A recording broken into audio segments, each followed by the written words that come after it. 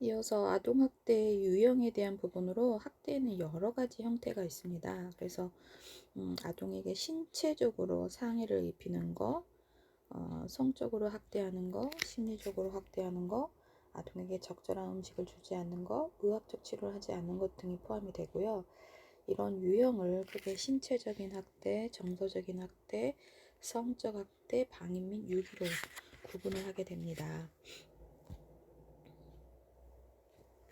그래서 아동복지법에 따르면 신체적 학대란 아동의 신체에 손상을 주거나 신체의 건강 및 발달을 해치는 신체적 학대 행위에 해당이 됩니다. 그래서 보호자를 포함한 잠시만요. 그래서 보호자를 포함한 성인이 우발적인 사고가 아닌 상황에서 아동에게 신체적 손상을 입히거나 또는 신체 손상을 입도록 허용한 모든 행위를 말하며 생후 36개월 이하의 영아에게 가해진 체벌은 어떠한 상황에서도 심각한 신체 학대에 해당이 됩니다. 그래서 부모 또는 보호자가 고의로 아동에게 신체적인 상해를 입히는 것이고, 그런 구체적인 행위를 살펴보면 멍이라든지 화상, 찢김, 골절, 장기 파열, 기능 손상의 원인이 되는 행위로서 물건을 던지는 행위, 떠밀고 움켜잡는 행위, 뺨을 때리는 행위, 물건을 사용하여 때리는 행위, 발로 차거나 물어뜯고 주먹으로 치는 행위, 두들겨 패는 행위, 총, 칼 등의 흉기, 화학물질 등 혹은 약물 등을 사용하여 신체에 상해를 입히는 행위. 어저께 미국 어디 지역인지는 기억이 안 나는데 어제 기사에 미국에서 3살 아이의 생일날 아이가 총기를 잘못 만져가지고 그거를 아이가 그 총기를 발사를 해가지고 본인을 쏴버린 거예요. 그래서 어저께 그 기사를 본 적이 있는데 그 총기 소지나 그 총기 관리에 대한 부분으로 미국의 그런 부분을 어저께 기사를 봤는데 이런 총칼 흉기 사용하여 신체에 상해를 입히는 행위가 아니라 이제 아이가 그 부분을 놀잇감처럼 만질 수밖에 없는 그런 상황이었잖아요. 그런 것도 굉장히 학대에 해당되는 부분이기도 합니다. 방치해버렸으니까. 뾰족한 도구, 바늘, 포크, 이쑤시개 등을 이용하여 찌르는 행위. 예전에 몇 년 전 기사였는데 그때 제가 현장에 있었을 때인데 어린이집 교사가 바늘로 아이 발바닥을 찔렀던 그것도 끔찍한 사건으로 기억을 하고 있는데 있어요, 이런 행동들이. 그 다음에 핥히는 행위, 몸을 거꾸로 매다는 행위 등을 포함하게 됩니다. 좀 전에 이제 그 사진을 좀 전에 그림 사진을 보여드린 그런 내용들을 생각하면서 들어보세요. 그래서 아동에게 지속적으로 이유 없이 상처가 발견되면 신체적 학대의 징조라고 볼 수 있습니다. 그래서 영아기, 학령기 아동들에게 신체적 학대가 빈번하게 일어나고 또 그런 상처가 아주 경미하다고 하더라도 지속적으로 상처가 발견된다면 신체 학대를 의심하여 초기부터 신체 학대를 예방하는 것이 굉장히 중요합니다. 두 번째로 정서적 학대인데요. 정서학대라는 건 아동의 정신건강 및 발달에 해를 끼치는 학대 행위입니다. 그래서 보호자를 포함한 성인이 아동에게 행하는 언어적 모욕이라든지 정서적 위협이라든지 감금이나 억제, 기타 가학적인 행위를 말하며 언어적, 정신적, 심리적 학대라고도 합니다. 그래서 아동은 비웃고 거부하고 창피를 주는 등의 심리적인 학대를 통해서도 해를 입을 수 있게 되는 것이고, 이러한 정서적 학대는 눈에 두드러지게 보이는 것도 아니기 때문에 당장 그 결과가 심각하게 나타나지 않고 그냥 지나칠 수 있다는 점에서 우리가 더욱 유의해서 살펴봐야 합니다. 그래서 성인이나 여러분처럼 교사가 되시는 그 아이를 지키는 좋은 인적 환경들이 아동과의 상호작용에 주의 깊게 관찰하는 것이 굉장히 중요합니다. 구체적으로 살펴보면 거부적이거나 원망적이거나 적대적인거나 경멸적 언어폭력, 잠을 재우지 않는 거, 벌거벗겨 내쫓는 행위. 요즘은 이제 그런 행동들을 하지 않으시는데 옛날에 오줌 싸개들을 벌거벗겨서 소금 받아오라고 시키는 그런 것들도 이제 학대 행위라고 해서 이제 안 하는 부분인데, 저 때만 해도 제 옆집에 사는 친구가 이런 행동들을 많이 부모님한테 당했었어요. 벌거벗겨서 내쫓는 행위, 소금 받아오라고, 너 오줌 쌌구나, 또 오늘도 이걸 엄마가 빠셔야 되겠네, 뭐 이런 얘기를 엄마가 했던 것 같아요, 제 기억에. 그 아이를 수치심을 주는 거죠. 삭발을 시키거나 강제적으로 머리를 자르는 행위, 형제나 친구들과 비교하는 행위, 차별, 편애. 여러분도 혹시 뭐 친구나 아니면 형제, 오빠는 잘하는데 너는 왜 그러니? 언니처럼 해야지. 누구 엄마 친구는 딸은 서울대 갔다더라. 뭐 이런 친구와 비교된 행위. 다 이런 것들이 우리가 존중받지 못하는 그런 것들이 엄마가 우리한테 상처를 주려고 하는 게 아니라 본인도 그런 이제 언어적인 습관에 노출되어서 여러분한테 그런 쇼크를 주시는 세습되고 있는 것들이 이런 부분으로 우리가 인식해야 되는 거고, 이제 여러분은 이런 과목을 통해서 배우셨기 때문에 여러분이 만나는 아이들, 또 여러분이 향후 결혼해서 아이를 양육할 때 형제나 친구들과 비교하는 행위라든지 벌거벗겨서 내쫓는 뭐 소변을 실수하는 그런 행동들을 이제는 하지 않으실 거라는 거죠. 배우셨기 때문에.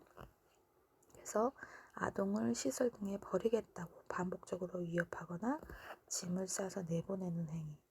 저 어렸을 때는 다리 밑에서 주워왔다는 이야기를 참 많이 들었는데, 엄마 다리 밑에서 주워온 거 맞잖아요. 엄마 다리 밑에서 나왔으니까. 미성년자 출입 금지 업소에 지속적으로 아동을 데리고 다니는 행위.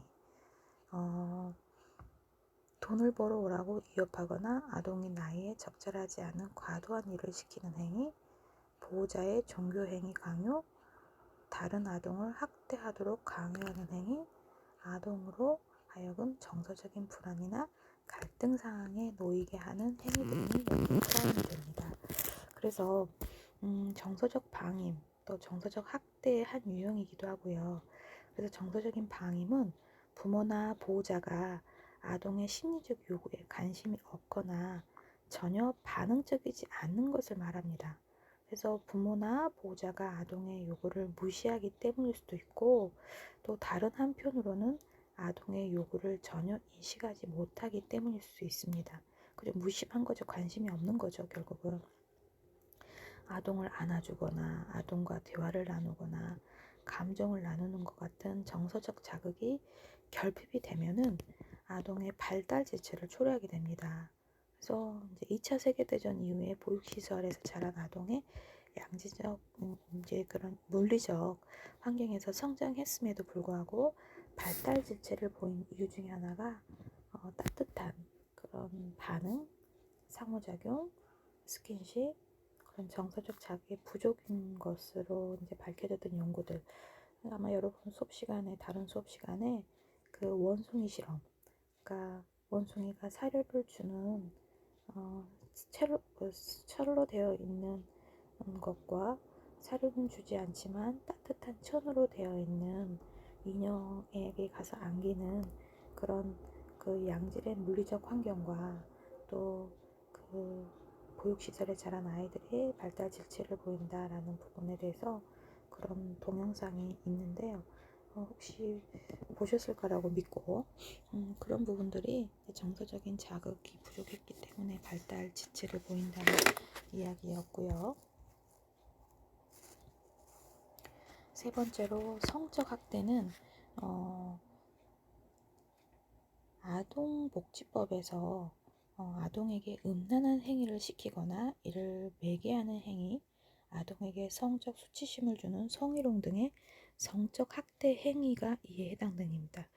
성적 학대는 보호자를 포함한 성인이 자신의 성적 욕구 충족을 목적으로 18세 미만의 아동과 함께하는 모든 성적 행위를 말합니다. 가족 내 성적 학대는 가족 및 친인척 사이에서 발생하는 형태를 말하며, 가족 외부의 성적 학대는 아동과 안면이 있는 사람 혹은 낯선 사람에게서 발생하는 형태를 말합니다. 강간은 두려움이나 강압적인 힘으로 성적 행위를 하는 것을 의미합니다. 그래서 아동 성적 학대 역시 두려움이나 힘을 이용하지만 다른 방법도 사용합니다. 놀이로 착각하게 하거나 아동을 사랑하는 사람들로부터 심리적으로 고립되도록 조종하고 성인의 권위를 강요함으로써 움직일 수 없도록 물리적인 억압을 하고 위협이나 공포를 조성하게 됩니다.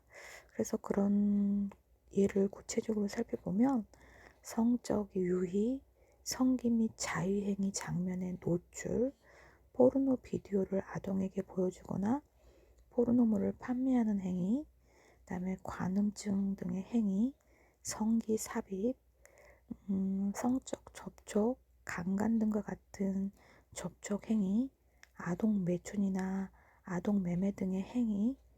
얼마 전에 미국에서 온라인 수업을 듣는 초등학생을 18살 흑인 아이가 그 온라인 수업하는 그런 이제 실시간 그런 카메라에 노출되어 있는 아이 그 반 담임 선생님과 친구들이 다 보고 있는 상황에서 이런 이제 성폭력을 당한 거죠. 그래서 선생님이 컴퓨터 꺼라고 막 급하게 그런 걸 뉴스로 본 적이 있는데 그 아이의 이제 그 성적으로 노출되어 있는 아이의 그 피해와 그 상처, 치료될 수 없는 여러 가지 트라우마, 그런 부분들에 대해서 미국 기사를 본 적이 있어요. 생각할 수 없는 그런 사건, 사고들이 우리가 매스미디어를 통해서 굉장히 지금 접하고 있는데 여러분도 이런 학대에 대한 파트를 접하시면서 이런 기사에 귀 기울이고 혹시나 내가 관심을 가져야 하는 부분에 대해서도 좀 시야를 확보하시는 게 굉장히 중요하다고 생각이 듭니다. 그 다음에 보호자, 부부관계 및 자유행위 목격 등으로 아동이 부적절하게 성에 노출되는 거, 성매매 업소에 아동을 데리고 가는 행위, 이런 것들이 모두 포함이 됩니다. 그래서 이러한 행동은 아동이 동의하든 동의하지 않든 학대에 포함됩니다. 그래서 성적 학대는 은밀하게 이루어지고 특히 아동들은 학대 행위자의 행동이 어떤 의미를 가지는지를 아직 어리기 때문에 모르고 그래서 오랫동안 감지되지 않을 수도 있습니다. 그래서 여러분이 혹시나 기관에서 자유행위를 한다든지 이런 아이들을 볼 수도 있는데요. 그래서 이게 장기적으로 노출되지 않기 때문에 교사의 관찰에 굉장히 의지할 수밖에 없는 부분이기도 합니다. 네 번째로 방임 및 유기입니다. 방임. 내버려 두는 게 사실 이제 우리가 자유놀이 할 때 아이들의 아이 중심, 영아 중심, 유아 중심, 놀이 중심, 그래서 교사가 아이들을 주도하지 않고 아이들이 주도할 수 있게 라는 이제 제가 지난주 토요일에도 놀이과정 연수를 다녀왔는데요. 놀이과정 연수를 진행하면서 이제 놀이 중심이라 계획을 하고 교사의 욕심대로 아이를 끌고 가는 것이 아니라 아이가 관심 있는 것을 흥미를 계속 유지할 수 있도록 교사가 지원해주고 지지해주고 환경을 도와주는 것이다 라고 이야기했더니 쉬는 시간에 어떤 교사가 와서 질문을 하는 거예요. 이제 그럼 계획을 안 세워도 되냐라는 황당한 질문을 하더라고요. 표준보육과정은 왜 있는 건데요? 교육과정이라는 게 교육을 세우되 그 중에 우리가 목적과 목표를 도달하기 위해서 아이들의 흥미를 잃지 않도록 굉장한 많은 준비를 계획에 따라서 해주고 그 아이가 관심을 갖는 그 단계에서 교사가 출발하자는 이야기인 것이지 교사가 계획도 세우지 말라는 게 아니거든요. 그래서 그 교육을 하면서 교사들이 이런 방임에 대한 부분으로 방치해버리는 것은 아닌가라는 내버려 두는 건 아닌가라는 고민을 했던 부분인데 여기서는 이제 학대와 관련된 방임이라서 조금 더 무게감 있는 좀 무서운 이야기이기도 합니다. 아동복지와 권리라는 파트에서 가장 많이 다루는 게 아동복지법입니다. 그래서 아동복지법에 따르면 방임 및 유기는 자신의 보호, 감독을 받는 아동을 유기하거나 의식주를 포함한 기본적 보호, 양육 및 치료를 소홀히 하는 방임 행위를 말합니다. 그래서 학대가 고의적으로 어떠한 행동을 가하는 것이라면 방임은 무엇인가를 제공하지 않는 것입니다. 무엇인가를 교사는 제공을 해야 되고, 부모도 아이가 아프면 병원에 데려가야 되고, 또 아이가 관심 갖는 것에 대해서 상호작용도 해줘야 되고, 어떤 것을 좋아할 수 있도록 환경도 바꿔줘야 되고, 학교도 보내야 되고, 이런 부분들이 필요한데 제공되지 않는 것이죠. 그래서 방임으로 인해 아동이 위험한 환경에 처하거나 충분한 영양을 공급받지 못해서 얼마 전에 기사에도 그 5층 아이가, 거기도 그때도 경상도 쪽이었는데 5층에서 아이가 지붕을 타고 옆집에 컵라면을 훔쳐 먹으러 갔던, 영양을 공급받지 못해 발육이 부진되는 경우가 많으며 나이 어린 아동에게는 치명적인 결과를 가져오거나 사망에 이르기까지 할 수 있습니다. 그래서 방임으로 인해 파생적인 문제들이 발견될 수 있습니다. 그래서 청결하지 않은 외모 때문에 집단 따돌림의 대상이 되기도 하고, 아까 케이스 스터디에서 나왔던 것처럼요, 지속적인 정서적 피폐로 인해 사회 문제 행동의 피해자 혹은 학대 행위자가 되기도 합니다. 또 유기란 방임의 가장 극단적인 형태로 보호자가 아동을 보호하지 않고 버리는 행위를 말합니다. 지난주 이슈가 됐던 게 그 2달 된 아이를 당근마켓에서 팔겠다고 올렸던 그 제주도 미혼모건이 아이를 버리려고 하는 행위, 보호하지 않고 이슈가 됐던 부분이기도 한데요. 진짜 우리나라도 이렇게 굉장히 유기와 방임에 대한 부분이 심각하게 노출되고 있는 부분들이 있습니다. 그래서 방임의 유형은 물리적인 방임, 교육적인 방임, 의료적인 방임으로 구분이 되고, 그 첫 번째 물리적인 방임이라는 게 기본적인 의식주를 제공하지 않는 행위, 상해와 위험으로부터 아동을 보호하지 않는 행위, 불결한 환경이나 위험한 상태에 아동을 방치하는 행위, 아동의 출생신고를 하지 않는 행위, 보호자가 아동들을 가정 내에 두고 가출한 경우, 보호자가 아동을 병원에 입원시키고 사라진 경우, 보호자가 아동을 시설 근처에 두고 사라진 경우, 또 보호자가 친족에게 연락하지 않고 무작정 아동을 친족 집에 근처에 두고 사라진 경우 등이 포함이 됩니다. 교육적 방임이라는 건 보호자가 아동을 학교, 의무교육을 보내지 않거나, 지금 우리는 중학교까지 의무교육이고 이제 곧 고등교육까지도 이제 의무교육에 포함이 되긴 하는데, 아동의 무단 결석, 정당한 사유 없이 연속적으로 7일 이상 결석을 하는 것을 무단 결석으로 하는 거고요. 허용하는 행위, 학교 준비물을 챙겨주지 않는 행위, 요즘은 이제 준비물들도 학교에서 이제 다 사주는 분위기긴 한데, 저희 같은 이제 직장 어린이집 같은 경우는 부모들이 맞벌이를 하다 보니까 1년에 그렇게 많이 바깥에 나가더라도 행사 견학이라든지 보통 점심 전에 들어오거나 1년에 이제 많아야 2-3번 정도 도시락을 싸서 소풍을 가는 경우가 있는데, 제가 정말 깜짝 놀랐던 건 요즘 엄마들이 어쩜 저렇게 자기 아이가 먹는 음식에 대해서 저렇게 신경 쓰지 않을까. 1년에 몇 번 되지도 않은 소풍에 아이들은 그 엄마가 정성스럽게 싸준 그 도시락을 열었을 때 친구들한테 자랑하고 싶고, 선생님한테 보여주고 싶고, 선생님 내 거 먹어보세요 라는 그런 뿌듯함, 그런 게 있는데, 그냥 그 동네 김밥집, 바른김밥이라든지 뭐 김간이라든지 이런 데에서 줄 서가지고 도시락을 챙겨주는 엄마들을 보면서 정말 제가 원장으로서 요즘 아이들이 이렇게 엄마들한테 배려받지 못하는 그런, 그러니까 학교 준비물을 챙겨주지 않는 행위에 대한 부분도 그나마 그 김밥도 사서 보낸 엄마는 다행인 거예요. 어떤 엄마는 소풍 가는지도 몰랐던 엄마도 있더라고요.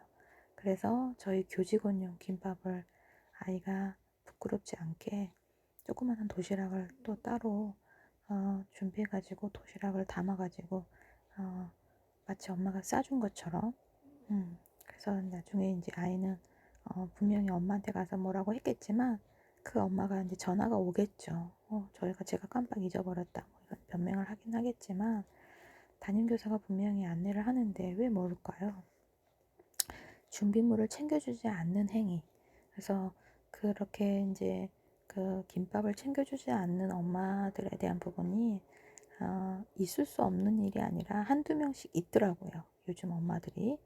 그래서 그런 아이가 또 상처가 되지 않도록 담임교사가 그 전날 꼭 엄마한테 확인 전화를 해서 저희 내일 소풍 갑니다. 복장이라든지 간식이라든지 음료라든지 아이가 좋아하는 과자라든지 이런 것들을 친구와 나눌 수 있게 그런 부분에 대해서 준비할 수 있도록 챙겨주는 것도 굉장히 필요한 부분이라고 생각합니다. 그래서 학교 준비물을 챙겨주지 않는 행위라고는 했지만 여러분이 현장에 나가서 소소하게 교사가 챙겨야 할 것들에 대해서 유연 설명을 좀 더 드렸습니다. 그 다음에 특별한 교육적 요구를 소홀히 하는 행위들이 여기에 포함이 되는 부분입니다. 지금 3분의 1도 안 됐는데 벌써 지금 두 번째 파트 녹화가 끝나려고 해요. 그래서 지금 이만큼 아동학대 파트가 굉장히 중요하고 또 여러분이 관심을 가져야 되고 무게감 있게 생각과 시야를 가져야 된다는 생각이 들어서 실시간 우리 수업일 때 이 파트를 다시 한번 다루려고 해요. 그래서 의료적 방임이라는 부분으로도 하나 다루면 지금 물리적 방임, 교육적 방임, 의료적 방임으로 이제 설명을 하고 있고요. 의료적 방임이라는 건 아동에게 필요한 의료적 처치를 하지 않는 행위. 어린이집 원장으로서 저희가 이제 교직원이 많다 보니까 영양사와 간호사를 100인 이상은 채용을 해서 상시 어린이집에 근무를 하도록 하는데요. 이제 간호사의 업무가 아이들 그 약 처방된 약을 도와주는 복용 지도하는 부분이기도 하지만 한편으로는 이제 제가 원장으로서 해야 될 업무 중에 하나가 예방접종, 법적으로 정해져 있는 단체 생활을 하는 아이들에 대한 예방접종에 대한 부분으로 아이가 2달에 한 번 맞아야 될 거, 6개월에 한 번 맞아야 될 거, 그다음에 뭐 간염 예방이라든지 1차, 2차, 3차에 대한 부분들로 뭐 BCG라든지 뭐 홍역, 수두 이런 부분에 대해서 정기적으로 받아야 될 개월수의 그런 것들이 이제 그 여러분 인면 보고하는 보육 통합 시스템에 그 해당 아이를 등록하게 되고 그 아이가 등록이 되면 그 아이가 어디 소아과에서 예방접종을 했는지까지도 사실 떠요, 시스템에. 그래서 어머님 어저께 어디 소아과 다녀오셨더라고요 하면 엄마가 많이 놀라는 경우들이 있는데 반대로 예방접종을 하지 않는 아이들에 대한 리스트가 저한테 오면 간호사나 제가 그 해당하는 학부모나 이제 뭐 이렇게 조부모님이 보이면 이번 주 내로 예방접종 하셔야 되던데요 라고 이제 그걸 안내해야 할 원장의 업무 중에 법적으로 업무 중에 정해져 있는 부분이 있어요. 그래서 왜냐하면 그 아이가 그런 항체가 생겨야지 전염성 질환이나 그런 부분을 다른 아이한테 집단 생활을 하면서 피해를 끼치지 않기 때문에. 근데 아동에게 필요한 의료적 처치를 하지 않는 행위, 예방접종이 필요한 아동에게 예방접종을 실시하지 않는 행위, 이 부분이 그냥 국가에서 무료로 해주기 때문에 모두 다 맞출 거라고 생각하는 것들에 대해서도 저도 생각을 했는데 의외로 있더라고요. 아나키인 건지는 모르겠어요. 근데 그 엄마가 굉장히 엘리트이기도 하고 또 집에서 출산을 하셨다고 하더라고요. 산파를 불러다가 오히려 산부인과에 가는 비용보다 더 돈이 많이 든다고도 설명을 하셨고, 근데 그 아이가 워낙 그 알레르기, 그다음에 그런 부분에 대해서 좀 노출되어 있어서 조금 조심하는 부분이 있지만, 그래서 한 번도 예방접종을 실시하지 않아서, 이제 제가 안내는 하지만 부모의 그런 책임감에 의해서 부모가 시키지 않는 부분에서 이제 제가 그 서약서를 받기도 했는데요. 예방접종을 실시하지 않는 행위조차도 의료적 방임으로 들어간다는 거. 제가 맡았던 이제 운영했던 어린이집은 177명, 그러니까 200명, 지금은 200명이 넘는다고 들었는데 177명의 원생 중에 이렇게 한두 명의 특별한 아이들이 있어요. 예방접종을 실시하지 않는 행위. 그래서 이제 간호사가 없는 곳 같은 경우는 담임 선생님이나 원장님이 예방접종 안내에 대한 부분을 해야 되는 부분인데, 그 예방접종을 놓치지 않도록 그 아이를 책임지는 인적 인프라인 교사나 원장이 예방접종 실시하시라고 안내하는 것까지가 우리의 역할이라는 거.